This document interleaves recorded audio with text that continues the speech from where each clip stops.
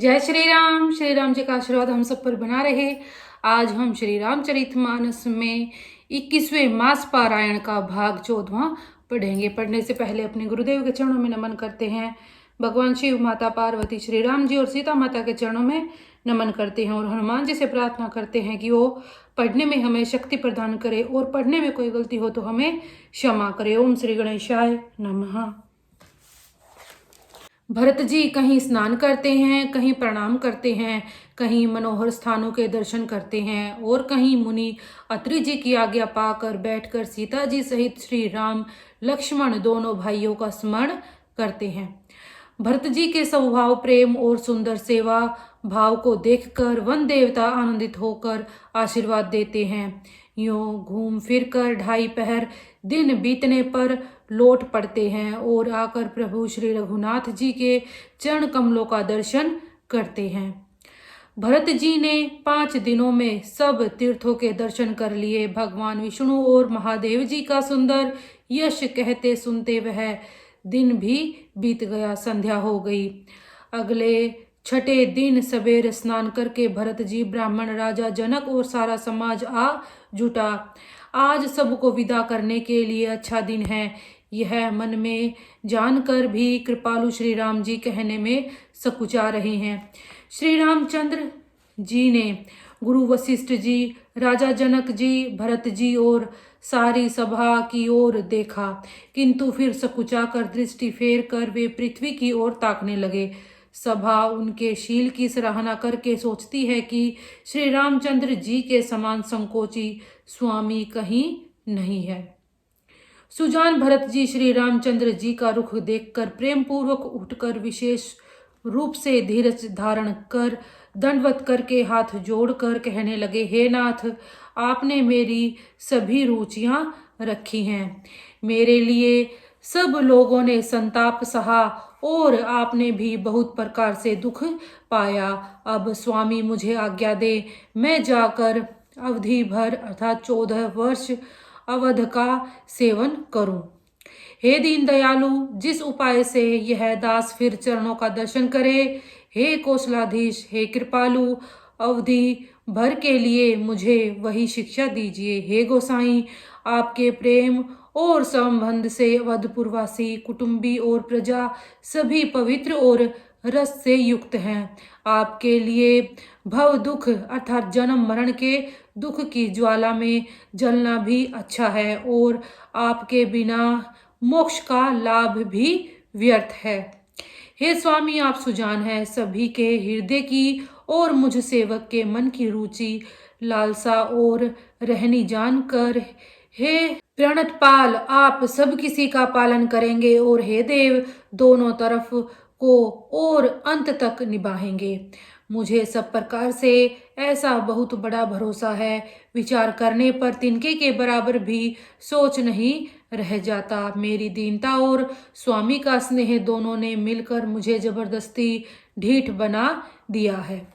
हे स्वामी, इस बड़े दोष को दूर करके संकोच त्याग कर मुझ सेवक को शिक्षा दीजिए। दूध और जल को अलग अलग करने में हंसिनी की सी गति वाली भरत जी की विनती सुनकर उसकी सभा ने प्रशंसा की। दीन बंधु और परम चतुर श्री राम जी भाई भरत जी के दीन और छल रहित वचन सुनकर देश, काल और अवसर के अनुकूल वचन बोले। हे तात, तुम्हारी, मेरी, परिवार की, घर की और वन की सारी चिंता गुरु वशिष्ठ जी और महाराज जनक जी को है। हमारे सिर पर जब गुरु जी, मुनि वशिष्ठ जी और मिथिलापति जनक जी हैं, तब हमें और तुम्हें स्वपन में भी क्लेश नहीं है। मेरा और तुम्हारा तो परम पुरुषार्थ, स्वार्थ, सुयश, धर्म और परमार्थ इसी में है कि हम दोनों भाई पिताजी की आज्ञा का पालन करें। राजा की भलाई से ही लोक और वेद दोनों में भला है। गुरु, पिता, माता और स्वामी की शिक्षा का पालन करने से कुमार्ग पर भी चलने पर पैर गड्ढे में नहीं पड़ता। ऐसा विचार कर सब सोच छोड़कर अवध जाकर अवधि भर उसका पालन करो। देश, खजाना, कुटुंब, परिवार आदि सबकी जिम्मेदारी तो गुरु जी की चरण रज पर है। तुम तो मुनि वशिष्ठ जी माताओं और मंत्रियों की शिक्षा मानकर तदनुसार पृथ्वी प्रजा और राजधानी का पालन भर करते रहना।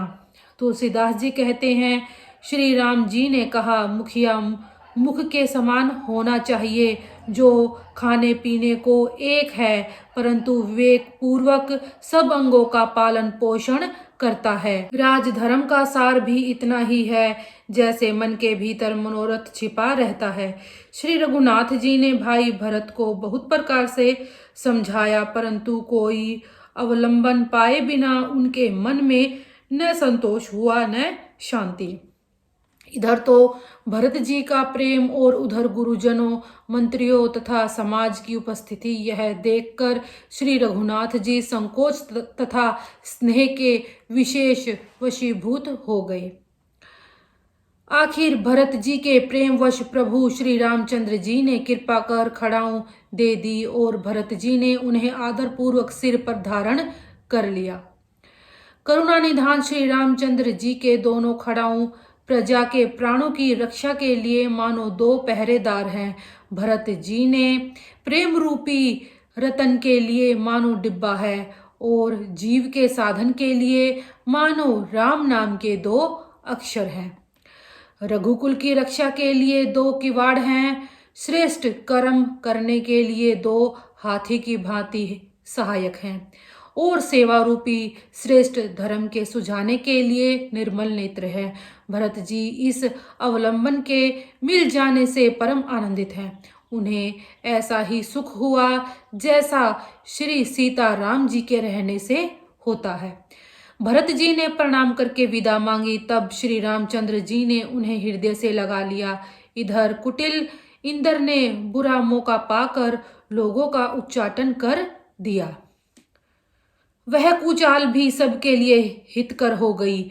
अवधि की आशा के समान ही वह जीवन के लिए संजीवनी हो गई। नहीं तो लक्ष्मण जी, सीता जी और श्री रामचंद्र जी के वियोग रूपी बुरे रोग से सब लोग घबरा कर मर ही जाते।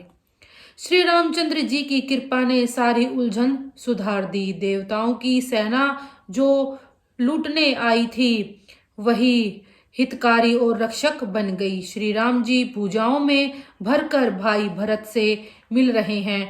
श्री राम जी के प्रेम का वह रस कहते नहीं बनता। तन मन और वचन तीनों में प्रेम उमड़ पड़ा। धीरज की धुरी को धारण करने वाले श्री रघुनाथ जी ने भी धीरज त्याग दिया। वे कमल सदृश नेत्रों से प्रेमाश्रुओं का जल बहाने लगे। उनकी यह दशा देखकर देवताओं की सभा दुखी हो गई।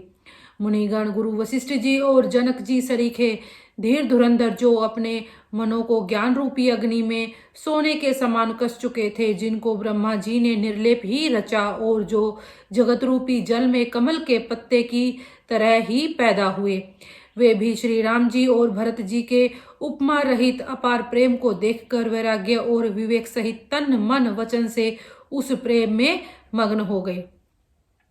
जहां जनक जी और गुरु वशिष्ठ जी की बुद्धि की गति कुंठित हो गई, उस दिव्य प्रेम को प्राकृत कहने में बड़ा दोष है। श्री रामचंद्र जी और भरत जी के वियोग का वर्णन करते सुनकर लोग कवि को कठोर हृदय समझेंगे।